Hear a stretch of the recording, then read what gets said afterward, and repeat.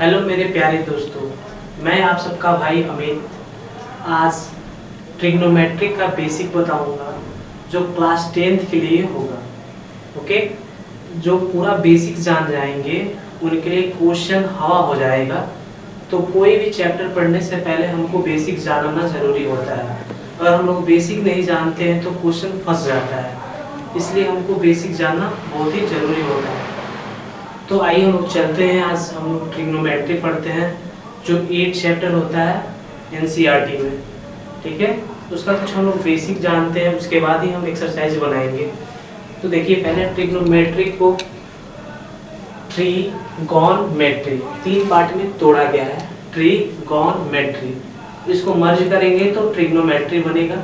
ठीक है, ट्री मतलब होता है 3, गॉन मतलब होता है माप।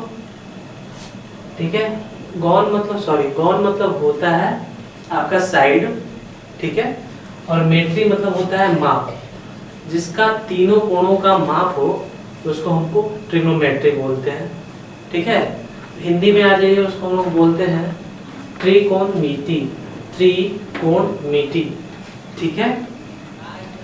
तो त्रि मतलब हो गया 3, कोण मतलब हो गया आपका समझ रहे हैं कोण, और मिति मतलब हो गया माप। त्रिकोणमिति, ठीक है। आइए हम लोग आगे चलते हैं।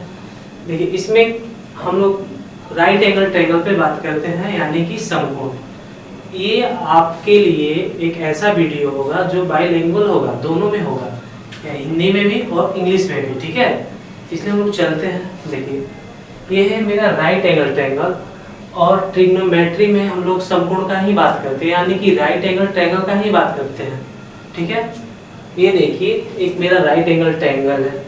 ठीक है, इसका नाम है ABC, और B पे 90 डिग्री बना हुआ है, यानी कि 90 डिग्री B पे समकोण बोल सकते हैं इसको हिंदी में। ठीक है, बोल क्या सकते हैं, होता ही है।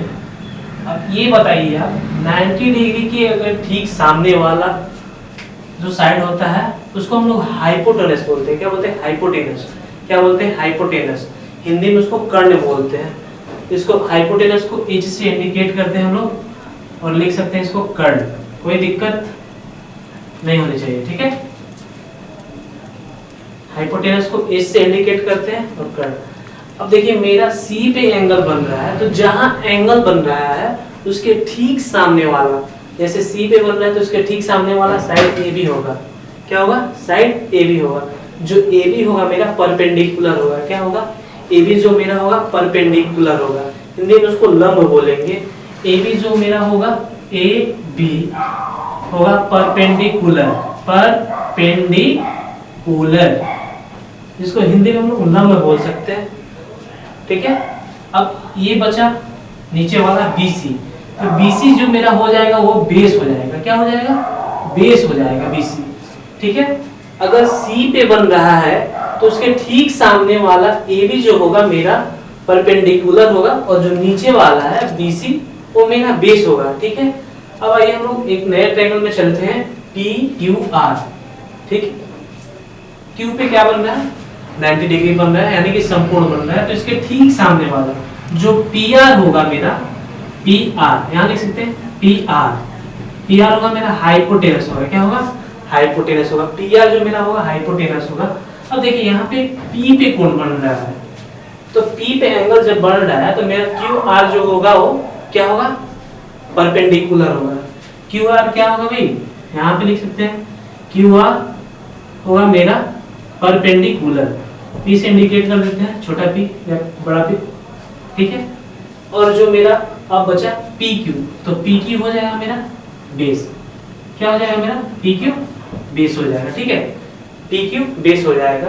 देखिए, हमारे एनसीईआरटी में सबसे पहले इसको ही पढ़ना है कि कोण कहाँ रहेगा, तो परपेंडिकुलर कौन होगा, बेस कौन होगा, और आपको हाइपोटेनस तो पता ही है कि 90 डिग्री जहां कोण बनाएगा, ठीक है, उसके ठीक सामने वाला वो मेरा हाइपोटेनस होता है।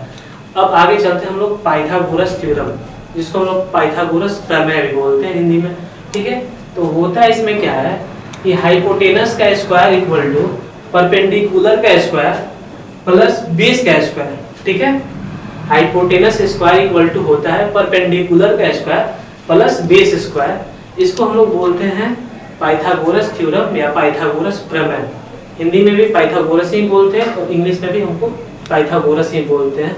तो आइए चलते हैं, इसके बाद कुछ ट्रिपलेट है, कुछ ट्रिपलेट को हम लोग क्लियर कर लेते हैं।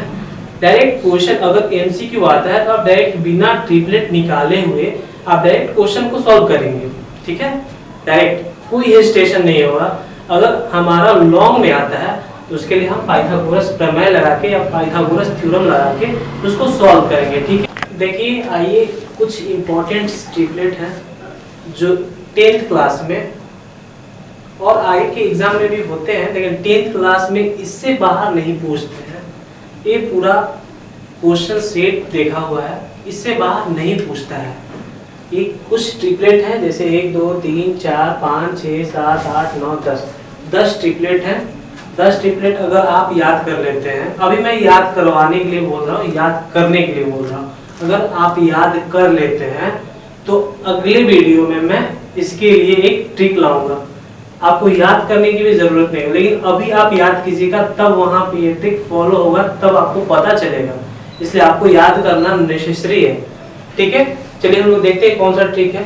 3 4 5 5 12 13 7 24 25 8 6 10 8 15 17 9 40 41 11 60 61 12 35 37 16 63 65 20 21 29।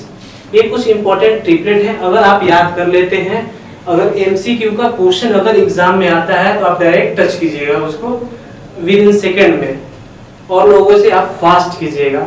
इसलिए आप इसको स्क्रीनशॉट भी कर लें और करके आप अपने कॉपी में नोट डाउन कर लें, ताकि इन फ्यूचर एग्जाम में आपको फायदा हो।